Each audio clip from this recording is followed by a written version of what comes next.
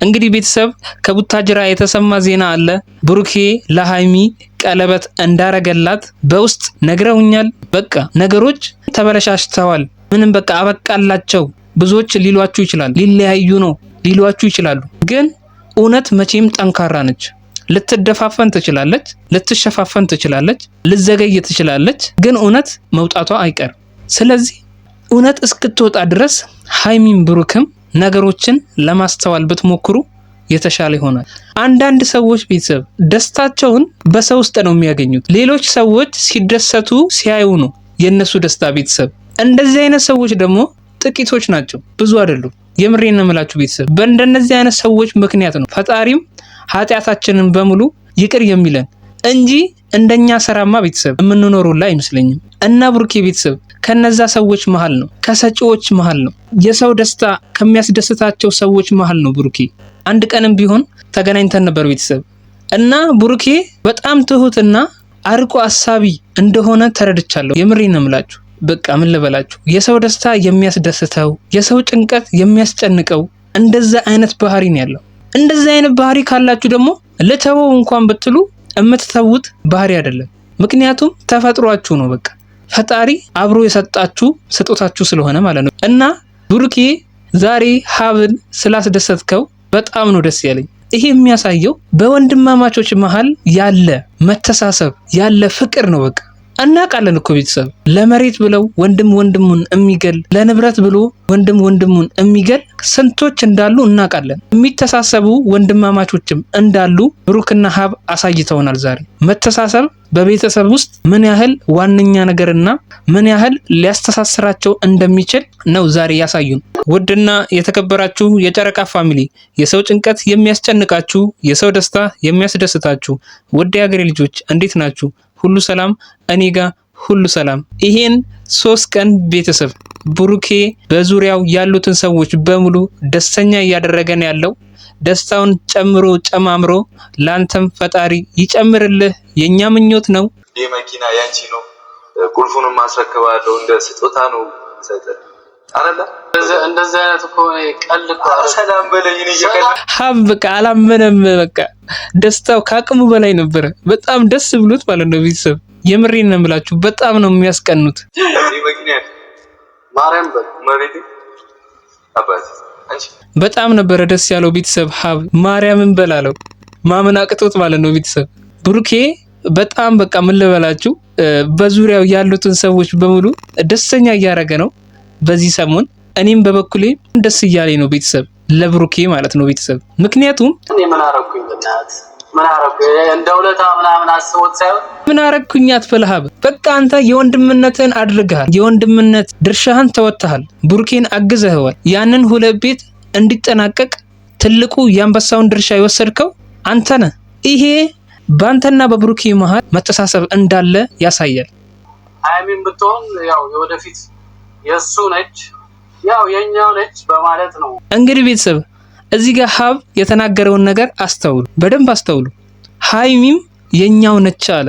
ሃይሚና ብሩክ መቼም እንደማይለያዩ በመሃላቸው እንቅፋት ሊያጋጥማቸው ይችላል እንጂ እንደማይለያዩ በጣም ግልጽ ነገር። የብሩኬ ቤተሰቦች አምነው ተቀብለዋል ሃይሚ የብሩኬ እንደሆነች። ብሩኬ ከሃይሚ ጋር ጥሩ ህይወት እንደሚኖረው ቤተሰቦቹ እንኳን ጠንቅቀው ያውቃሉ። ስለዚህ ምንም ስጋት እንዳይገባችሁ ቤተሰብ፣ የምሬን ነው የምላችሁ።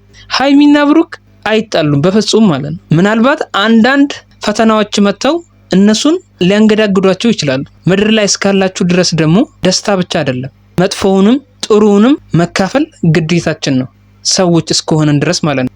ምክንያቱም ፈተናዎች ያጋጥሙናል በሆነው ባልሆነው ማለት ነው ቤተሰብ። እና ፈተና ቤት በኩል እንደሚመጣብን ስለማናቅ ሃይሚና ብሩክ እንደምንም ብላችሁ ጠንካራ መሆን አለባችሁ። ምክንያቱም ገና ወደፊት ብዙ የምትኖሩት ህይወት ስላለ በዛ ህይወት ውስጥ ደግሞ አባጣ ጎርባጣ መንገዶች ሊኖሩ ይችላሉ። እና እነዛን ነገሮች በትዕግስት ለማለፍ የናንተ ትጋትና የናንተ መፋቀር የናንተ መተሳሰብ በጣም አስፈላጊና ዋነኛው ነገር ነው። ስለዚህ ገና ህይወትን አልጀመራችሁም፣ መተሳሰብ አለባችሁ ከምን ጊዜውም በላይ ማለት ነው። አሁን በመሃላችሁ ሰይጣን እንደገባ እናውቃለን። ለማመን የሚከብድ ሰይጣን እንደገባ እናውቃለን። ቤተሰብ ሰዎች የሚመክሯችሁን ምክርም ለመቀበልም ሞክሩ። ምክንያቱም ለእናንተ ግንኙነት ያ ምክር ግብአት ሊሆን ይችላል። ስለዚህ በዙሪያችሁ ያሉ ሰዎች፣ በዙሪያችሁ የሚወዷችሁ ሰዎች፣ ቤተሰቦቻችሁን ከነሱ የምታገኙትን ምክር መቀበል ይኖርባችኋል ባይ ነኝ። ምክንያቱም አሁን በጣም ፈተና ላይ ስለሆናችሁ ይህንን ፈተና የምታልፉበት ትልቁ መሳሪያ ከወዳጆቻችሁ የምታገኙት ጥሩ ምክር ነው ብዬ አምናለሁ። እንዲሁም የእናንተ ማስተዋል ተጨምሮበት ማለት ነው። ስለዚህ ሀይሚም ብሩክም ነገሮችን ለማስተዋል ብትሞክሩ የተሻለ ይሆናል ብዬ አምናለሁ። ሁላችሁም ግን ለብሩክ ጸልዩለት፣ ሁለቱም አንድ እንዲሆኑ አግዙኝ።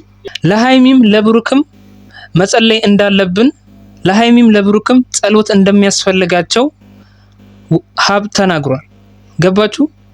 በመሃላቸው ያለው ግንኙነት ያማረና የጎመራ እንዲሆን ጸሎት ያስፈልጋል።